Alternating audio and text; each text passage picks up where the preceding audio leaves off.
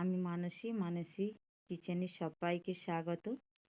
তো আজকে আমার ক্যামেরা করার কেউ নেই, আজ নিজেরাই ক্যামেরা করছি, নিজেই রান্না বানাচ্ছি। তো আজকে দেখুন অনেক দিন পর মানসী কিচেনে মাটন হবে। তো বন্ধুরা এখানে কিন্তু খুব একটা বেশি মাটন নাই, 200 টাকার মাত্র নিয়েছি, তাই অল্প পরিমাণে। তো আমার অনেকেই জানেন ছোট বাচ্চা রয়েছে, তো মেটে চর্বি সব করে নিয়েছি। তো এখানে ভালো ভালোই কিন্তু মাংস আছে, দেখুন একদমই নরম তুলতুলে, এই দেখুন। তো চলুন আজকে একদমই, যেহেতু ক্যামেরা করার কেউ নেই, নিজেই ক্যামেরা বানাচ্ছি, তো মুখ দেখাতে পাচ্ছি না। তো চলুন একদম সব কিছু রেডি করে নিয়েছি। এদিকে লঙ্কা গুঁড়োও নিয়ে নিয়েছি, ওইদিকে দেখুন কড়াইয়ে তেল দিয়ে বসিয়ে দিয়েছি, জ্বলছে টিম টিম করে দেখুন। আর এখানে দেখুন টমেটো, আদা, রসুন, পেঁয়াজ সব একসঙ্গে, না সরি বন্ধুরা, পেঁয়াজ, রসুন, আদা একসঙ্গে বেটে নিয়েছি। আর এখানে দুটো টমেটো নিয়েছি, মানে ফালি করা। তো আগে থেকে কড়াইয়ে তেল দিয়ে দিয়েছি।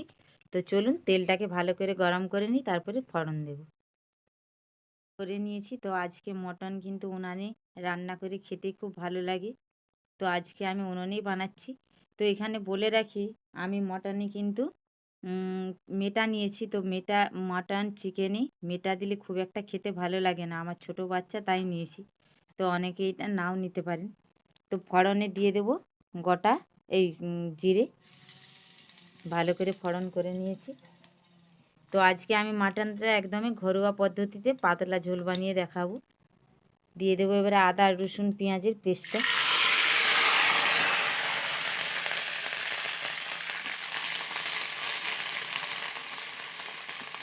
তো পেঁয়াজ, আদা, রসুনটাকে খুব ভালো করে ভেজে নেব, যাতে এদের কাঁচা গন্ধ চলে যায়। আর ওইদিকে লঙ্কা গুঁড়ো জল দিয়ে একটা পেস্ট তৈরি করে নিচ্ছি। দেখুন আমি আদা, রসুন, পেঁয়াজগুলোকে একদমই খুব ভালো করেই ভেজে নিয়েছি, এদের কাঁচা গন্ধও চলে গেছে। তো অনেকেই আছেন তরকারিতে কিন্তু ঢাকা দিয়ে দেন, তো আজকে আমি ঢাকাও দেবো না, কিছুই দেবো না, উনুনেতে দেখুন করব, কিন্তু সব ঠিকঠাক সেদ্ধ হয়ে যাবে। তো এবারে মশলার পেস্টটা দিয়ে দিলাম, আর দুটো টমেটো কুচি দিয়ে দিলাম। তো এই টমেটোগুলো অনেকটাই টক বলে আমি খুব একটা টমেটো এখানে দিলাম না, একটা পুরোটাই দিলাম না, হাফ দিয়েছি। তো ভালো করে কষিয়ে নেব, আর এতে দিয়ে দিচ্ছি পরিমাণ মতো লবণ। তো সব সময় আমরা কিন্তু অনেকেই অনেক রকম মশলা দিয়ে বানিয়ে খেয়ে থাকি, কিন্তু ঘরোয়া পদ্ধতিতে বানিয়ে খেলেও কিন্তু দারুণ টেস্ট লাগে। রান্নাটাই মেন, আর জানাটাও মেন। তো এখানে দিয়ে দেবো লবণ, 2 চামচ দিয়ে দিলাম। ঠিকঠাক মতো কষিয়ে যদি রান্না করতে পারেন, অনেক কিছু হাবিজাবি মশলার থেকেও কিন্তু খেতে দুর্দান্ত স্বাদ হয়। তো চলুন ততক্ষণ পর্যন্ত অপেক্ষা করে নিই মশলাটা, যতক্ষণ না তেল ছেড়ে আসছে।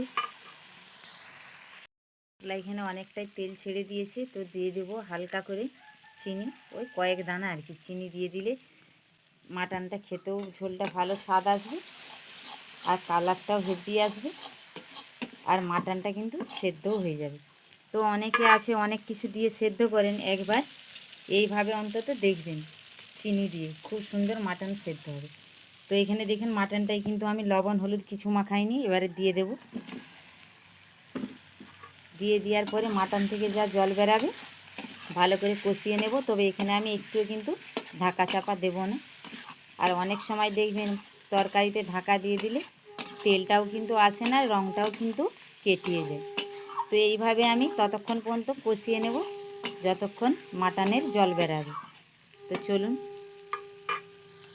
আর কালারটা বন্ধুরা একদম সেই হয়েছে, মাটন থেকে কতটা জল বেরিয়েছে। তো আমি কিন্তু একটুও কিন্তু এখানে জল দিইনি দেখুন, আর কালারটা একদম সেই আসছে বন্ধুরা দেখুন। তো আর একটু কষিয়ে নেব ভালো করে।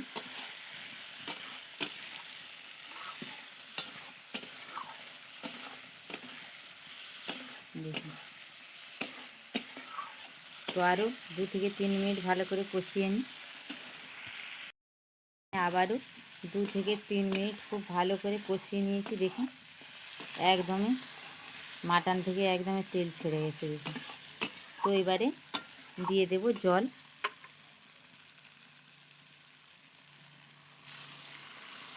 তো এখানে আমি যেহেতু পাতলা লাল ঝোল বানাচ্ছি, তো অনেকটা একটু পরিমাণেই জল দেবো, কারণ বসে বসে এটা 10 মিনিট সেদ্ধ হবে, যেহেতু এখানে আমি কোনো ঢাকাঢুকির ব্যবস্থা রাখছি না।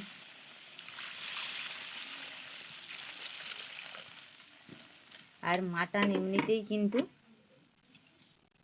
পাতলা ঝোল খেতেই ভালো লাগে কষার থেকে বা গ্রেভির থেকে। তাতে যদি আবার বাটা মশলা থাকে তা আরও খেতে কিন্তু উনুনে মাটন রান্নার দুর্দান্ত স্বাদ লাগে বন্ধুরা। তো চলুন, যাই হোক, তো দেখুন এখন আমি একটু বেশি আঁচেই রেখেছি। তারপরে ফুটে গেলে আঁচটা কমিয়ে 10 মিনিট রেখে দেবো। তবে এখানে আমি কোনো ঢাকা চাপার ব্যবহার করব না, এতে উনুনে সেদ্ধ হয়ে যাবে। ফিরে আসছি 10 মিনিট পরে। দেখুন 10 মিনিট পরে একদমই ফুটিয়ে নিয়েছি। 10 মিনিট ধরে কালারটা দেখুন সে এসছে একদম, আর একদমই নিমো আছে রেখেছিলাম দেখুন। তো এবারে কসুরি মেথি শুকনো খোলা একটু নেড়ে নিয়েছিলাম, দিয়ে দেবো। এতে করে কিন্তু ঝোলের স্বাদটা আরও দ্বিগুণ হয়ে যাবে।